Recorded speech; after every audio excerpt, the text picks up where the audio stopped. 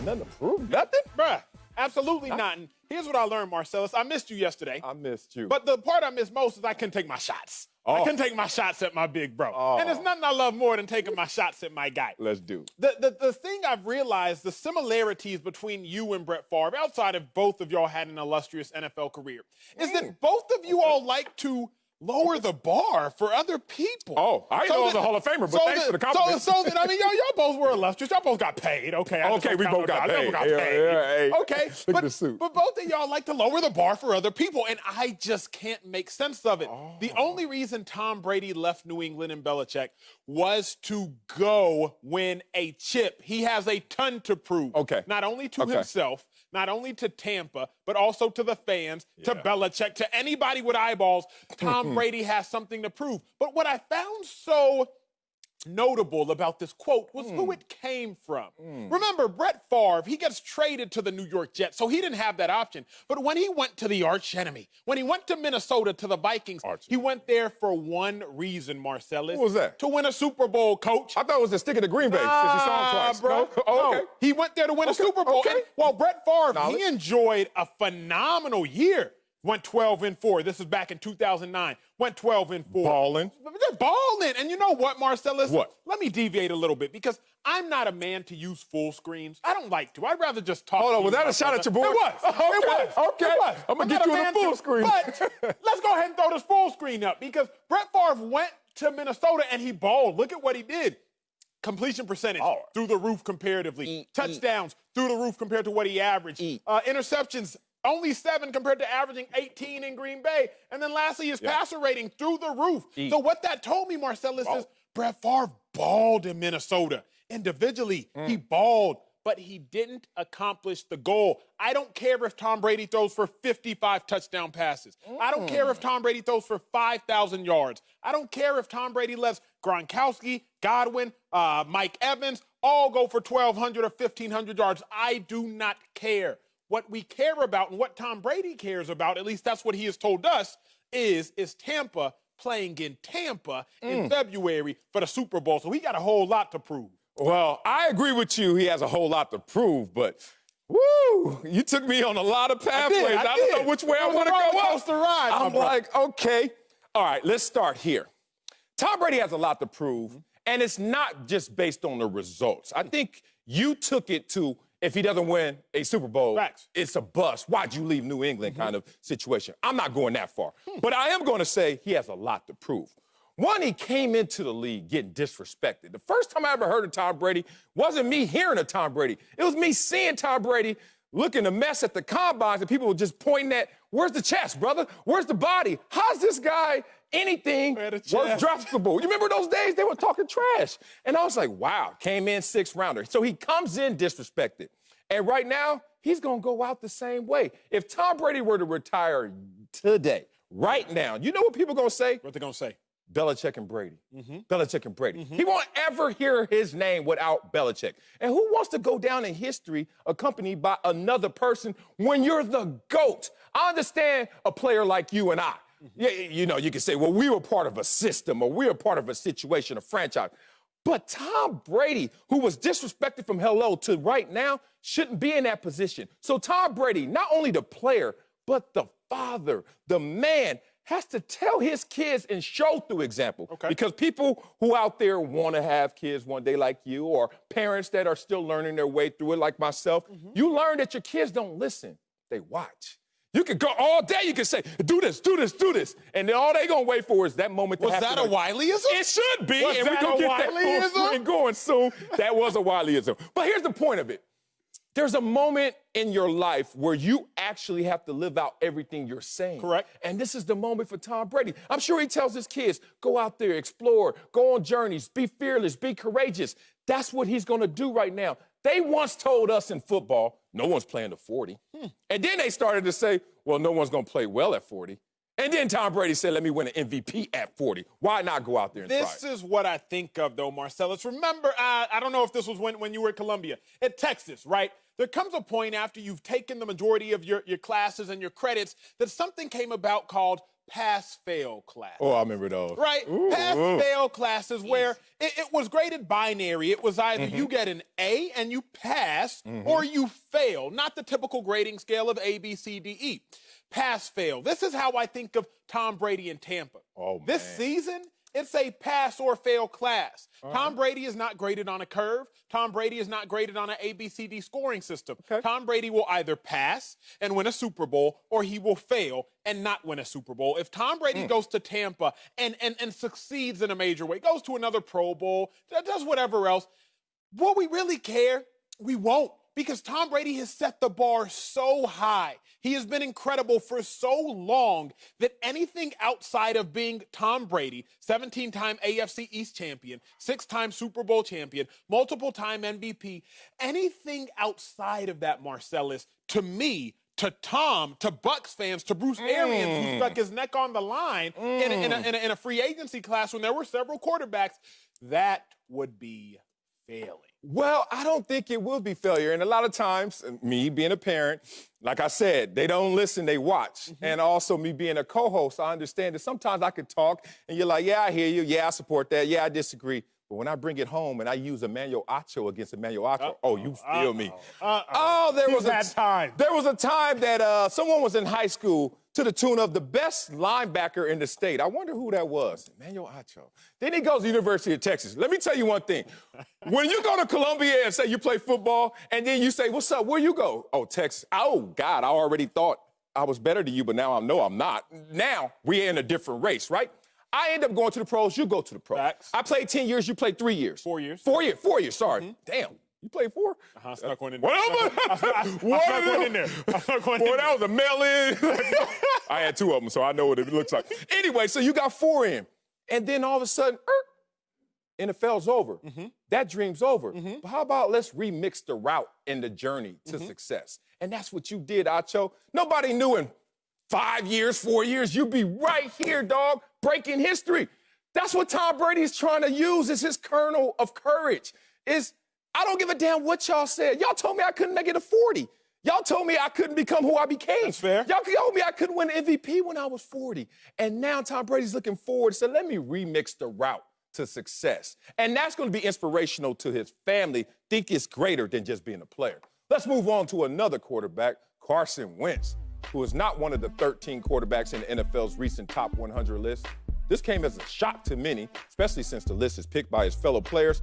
And Wentz came in third just 2 years ago. The slight will rub a lot of players the wrong way, but not Carson Wentz, who seems to have found another way to deal with it. Saying, quote, you can always use anything and everything as just a little bit of extra motivation. I'm not going to let that cause me to lose any sleep or anything. But I do look forward to going out there this year and showing what I can do. So, Acho, should Wentz care if the players didn't vote him as a top 100? Wentz shouldn't care, my brother. But he shouldn't care, bro, because this list has no merit. We going there again? We did that show. No, here's the thing. Let me tangent. Let me get back on track. Remix the route to success. Let me remix it. Because not only does this list have no merit, that's not where I'm going to focus. Where I'm going to land is players don't know how good Wentz is because they're playing while he is. So let me tell you just how good Carson Wentz is. Boy, shall we?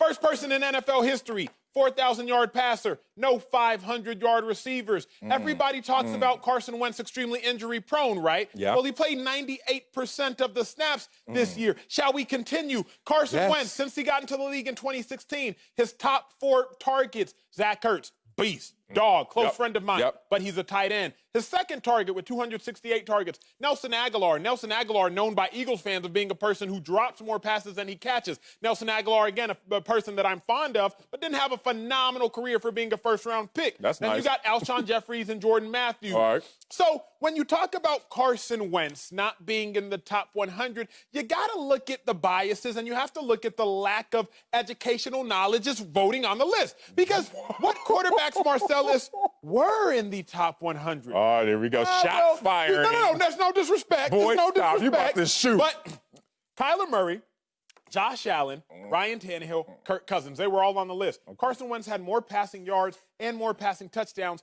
He did more than most of those with less. So I don't think Carson Wentz should really care. Shouldn't care? Well, because they don't know that they don't know. And it ain't his fault that they don't know. Wow. I love that. That sounds so good in the textbook. They don't know. And I hear you. Because, you know, when we playing games, we ain't watching games either. Fact. Right? That's fact. Boy, that Pro Bowl voting sometimes, I'd be like, who?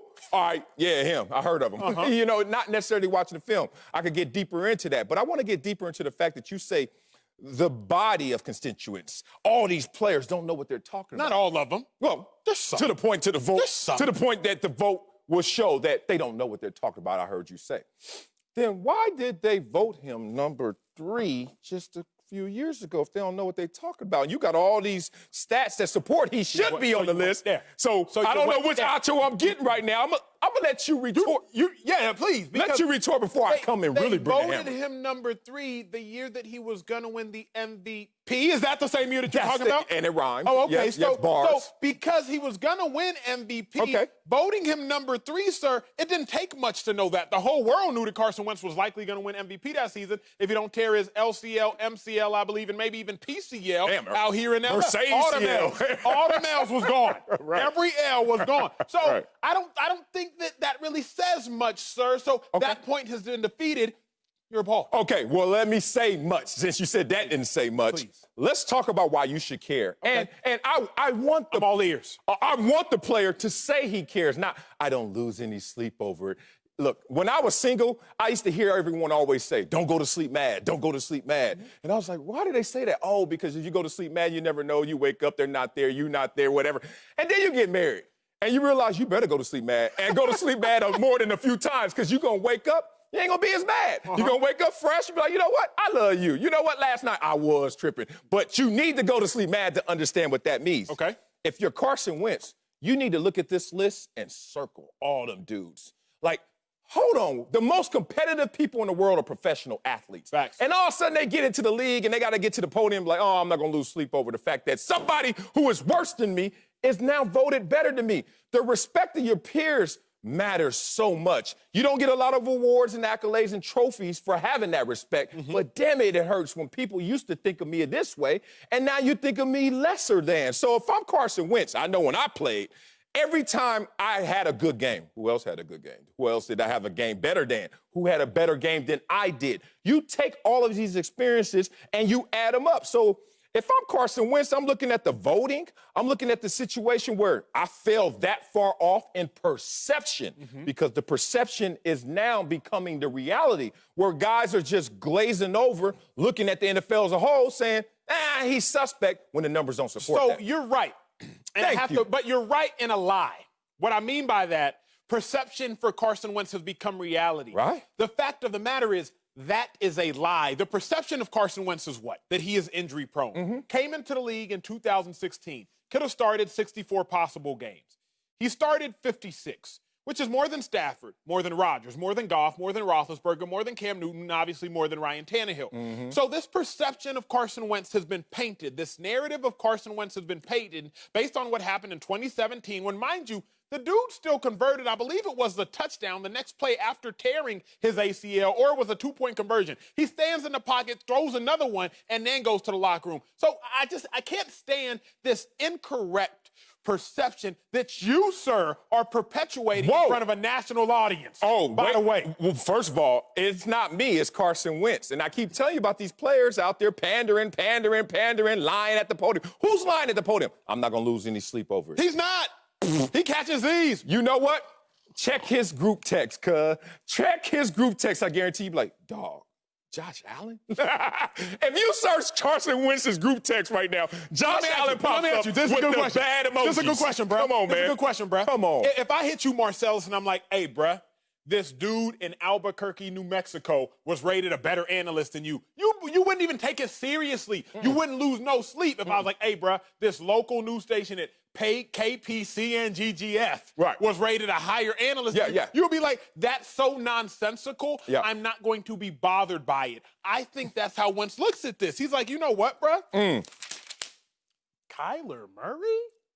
I mean, Kyler Murray's gonna be good, but Kyler Murray didn't do nothing I didn't do. I had more touchdowns, less picks, more yards, a higher passer rating. My team went to the playoffs. I did more with less. Kyler Murray will be good, but I'm not even gonna pay attention to this nonsense because that's what it is. Nonsense. Okay.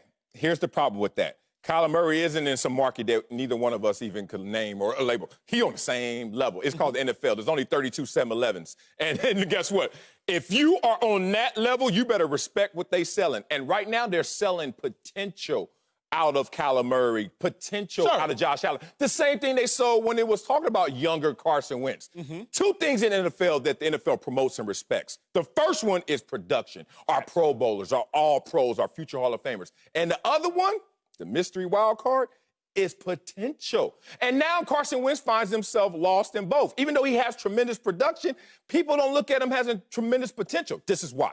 I'm a DJ. I'm DJing. I'm playing your favorite song. I'm showing you Carson Wentz the MVP season 2017. You're like, yeah. And you get out there. Who stopped the song? Carson Wentz did with his injury. Oh, okay, he come back the next year. Yo, you looking at the DJ like, yo, that's my song. Hey, DJ, bring that track back. Right. And then he comes back next year. He doesn't get hurt. The song almost to the end, get into the playoffs, first quarter. Yo, that's my favorite part coming up, and you just stopped the song again. That's Carson Wentz stopping his own momentum. I'm going to tell you one thing. Perception is reality. T.O. found that out the hard way. A running back who turns 30 finds that out the hard way. They look at your birth certificate and they just start running with it. And Carson Wentz better stop him because they're going to run away and really slander his name.